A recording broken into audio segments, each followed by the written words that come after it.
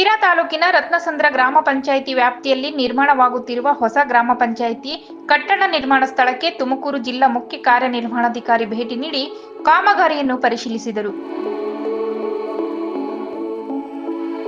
ನಂತರ ಹೊನ್ನಗೊಂಡನಹಳ್ಳಿ ಗ್ರಾಮ ಪಂಚಾಯಿತಿಯ ಕೂಸುಕುಂಟೆ ಗ್ರಾಮದಲ್ಲಿನ ಆಶ್ರಯ ನಿವೇಶನ ಸ್ಥಳಕ್ಕೆ ಭೇಟಿ ನೀಡಿ ಸ್ಥಳ ಪರಿಶೀಲನೆ ಹಾಗೂ ತಾಲೂಕಿನ ತಾವರಕೆರೆಯಲ್ಲಿ ಉದ್ಯೋಗ ಖಾತ್ರಿ ಯೋಜನೆಯ 15ನೇ ಹಣಕಾಸು ಯೋಜನೆಯಲ್ಲಿ ಹೈಟೆಕ್ ಮಾದರಿ ನಿರ್ಮಾಣವಾಗಿರುವ ಗ್ರಾಮ ಪಂಚಾಯಿತಿ ಕಟ್ಟಡ ಲೋಕಾರ್ಪಣೆ ಮಾಡಿದರು. ಗ್ರಾಮ ಪಂಚಾಯಿತಿಗಳನ್ನು ಗ್ರಾಮಗಳನ್ನು ಅದರ ನೇತೃತ್ವವನ್ನು ಅಧ್ಯಕ್ಷರು, ಉಪಾಧ್ಯಕ್ಷರು, ಸರ್ವ ಸದಸ್ಯರು ಹಾಗೂ ನಮ್ಮ PDO ಇವರೆಲ್ಲ ವಹಿಸಿ ಒಂದು ಗ್ರಾಮ ಪಂಚಾಯಿತಿ ಆ ವ್ಯಾಪ್ತಿಯಲ್ಲಿ ಬರುವ ಎಲ್ಲ ಗ್ರಾಮಗಳ ಮೂಲಭೂತ ಸ್ಥಳೀಯ ಆಡಳಿತ ಕೇಂದ್ರವಾಗಿ ಕೆಲಸ ಮಾಡತಕ್ಕಂಥ